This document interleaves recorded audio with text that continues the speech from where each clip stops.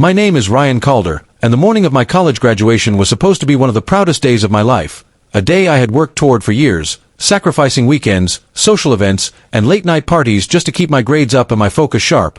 But when I scrolled through Instagram during a short break between celebrations, I froze because the images that filled my feed weren't of congratulations, balloons, or banners. They were of my family, laughing and toasting with champagne in front of the Colosseum, enjoying a lavish trip to Italy that I had never been told about, a trip they had somehow arranged for my younger sister, Emily, all while completely ignoring my own milestone, my own achievement, my own day that should have been celebrated with the people who were supposed to be proudest of me. My heart sank, a tight, heavy weight settling in my chest, because I realized quickly that no one had even mentioned my graduation. They hadn't called, hadn't sent a card, hadn't bothered to show up, yet they were posting photos online with captions like, "Celebrating our little princess in style." As if my years of dedication didn't matter, as if my accomplishments were invisible. While Emily basked in attention that I had never received despite earning every honor and scholarship on my own merit. I didn't respond immediately, not with angry texts or calls, because I needed to think, to process, to make sure I didn't react impulsively, and as I scrolled further, I noticed how carefully curated the posts were.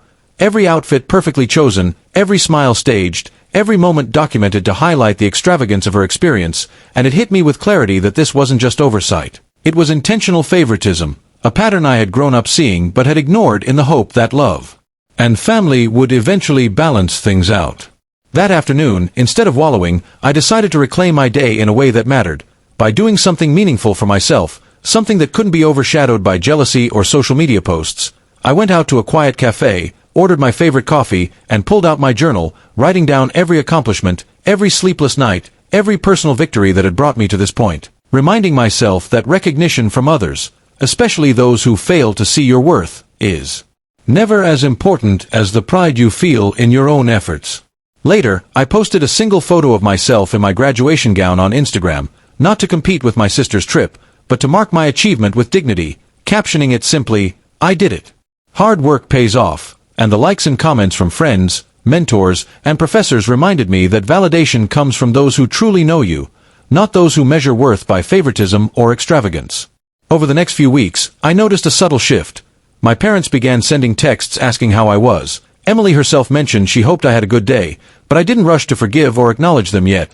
I had learned that actions speak louder than posts, and that recognition from family that arrives late doesn't erase years of neglect or favoritism.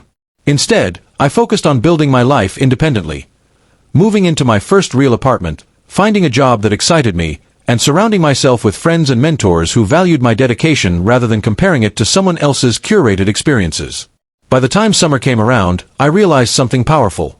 The Instagram posts that had initially stung no longer mattered because I had found my own measure of success, my own celebrations, and my own pride that no one could take away, and for the first time, I understood that family doesn't always define how much you are worth.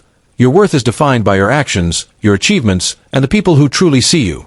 When my parents eventually asked why I hadn't invited them over to celebrate later, I smiled calmly, told them I had already celebrated in a way that mattered to me, and that while their absence had hurt, I had learned the most important lesson.